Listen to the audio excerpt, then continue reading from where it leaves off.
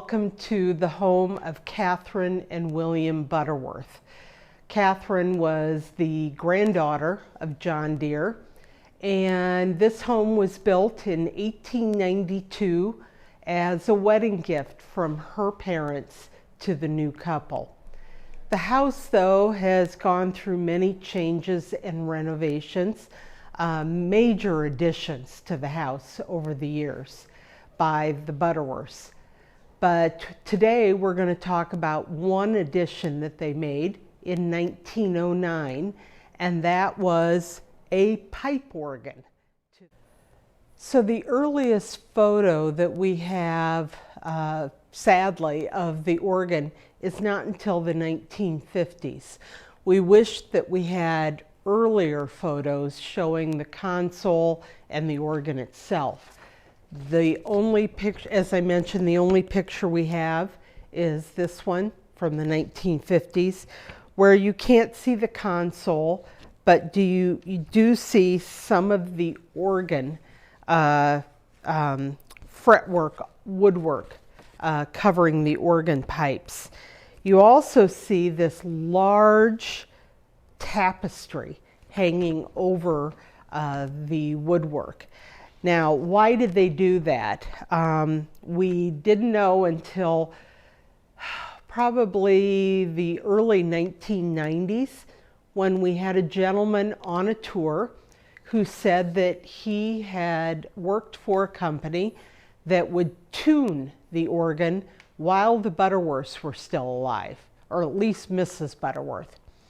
And he said he came in and saw this big tapestry hanging there and realized that it wasn't just one tapestry, but 3 or 4 tapestries, one on top of the other, which is even odder. And he asked why this was like that, and was told that Mrs. Butterworth, when they installed the organ and the player attachment that you'll learn about in a future video, that Mrs. Butterworth hoped to sit in the living room with her friends and have tea.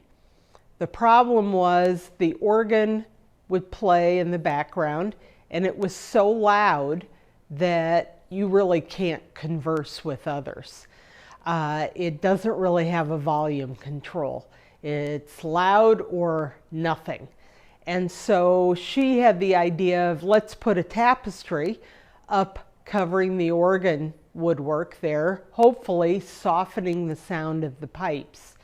It didn't work.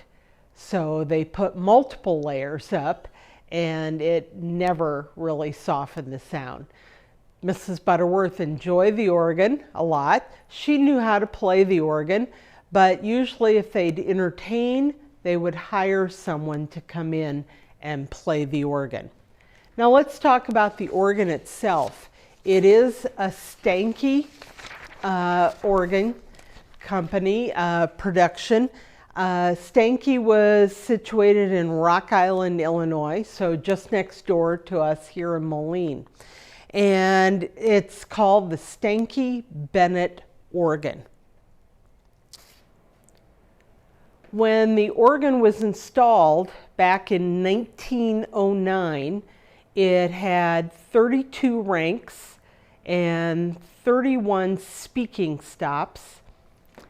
And supposedly, from this little blurb that we found from the Stanke Organ Company, they said that it was originally constructed with tubular pneumatic action in 1909.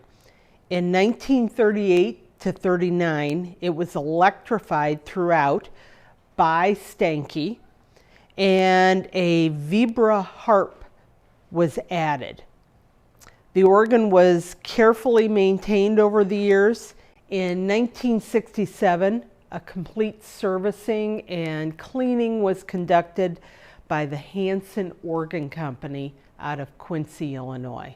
But no major work was done to the organ after that.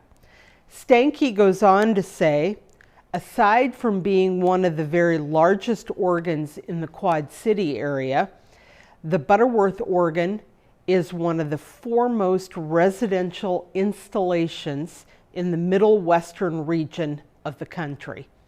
I don't know where that fact came from, but we've always assumed that it was correct, that this was one of the largest private organs built at the time. While there are many larger private organs, Stanke went on to say, such as the DuPont organ at Wilmington and the 451 rank Wanamaker organ in Philadelphia, they're usually not fitted into the living quarters of a residence, as is the Butterworth organ. In 2008, the Levson Organ Company in Iowa took a full restoration of the organ. That consisted of taking the console down to their place of business and taking apart everything inside the organ chamber. All the pipes, all the pieces were numbered, and then that was taken down to their shops and it was totally reassembled, freestanding, not within the box that it is now. Everything was restored. Anything that needed to be replaced or rebuilt was done exactly the way it had been. And everything was cleaned and all the wiring was taken apart and redone so that we knew that it was stable. Then that was all taken apart and brought back to the Butterworth Center and reassembled back in the organ room. This whole process took about 9 months to do. We're going to let you into the organ chamber to take a look around. First, we're going to go down underneath and see where the bellows is. Then up top where all the pipes are. Now this is just the organ works on this floor. We'll also take a quick trip down to the basement where you will see the blower engine. And then we'll also walk up to the 3rd floor and see a really interesting feature, the echo chamber. That no longer works. It was not part of the 2008 restoration. Someday it would be wonderful to be able to restore the echo chamber. That meant that you really could hear the organ all over the house. One comment I read one time from Stanke was that you could hear the organ a block away. I doubt that, but you definitely could hear it throughout the house with the echo chamber working.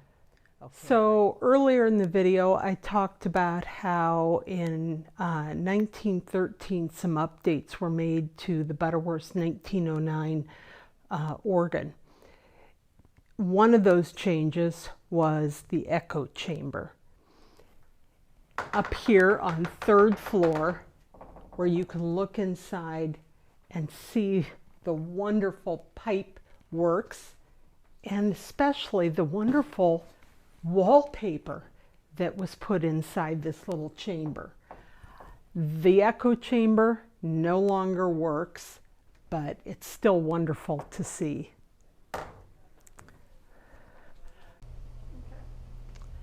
So in 2008, when the organ was restored, we had a digital edition made where we could record an organist playing onto our organ and then be able to play it back.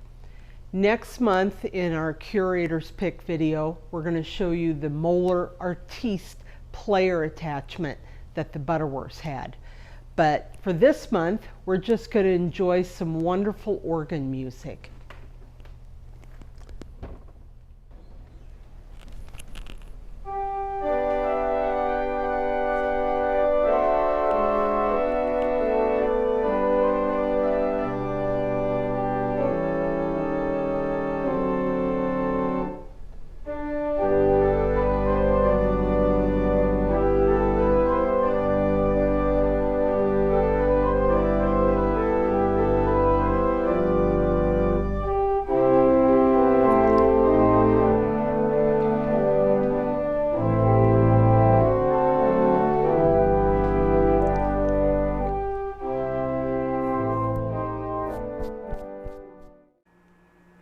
So here we're down in the basement of the Butterworth home to see the organ blower room. Here we've got one of the earlier blowers. You can see how massive and heavy this probably is. So it makes sense that when they replaced it with a new blower, they just left the old blower here. Not sure if this is the very first blower. There's no date on it, but it's one of the earlier blowers. It's a Spencer steel or Goblo blower made by the Organ Power Company in Connecticut, and it's a 3 horsepower. So let's take a look at the current blower. So here's the current blower that connects to our 1909 pipe organ upstairs. It's also a Spencer or Goblo made by the Organ Power Company. Actually, the Organ Power Department of the Spencer Turbine Company, also in Hartford, Connecticut. So I'm guessing it's the same company as the other older one that I just showed you.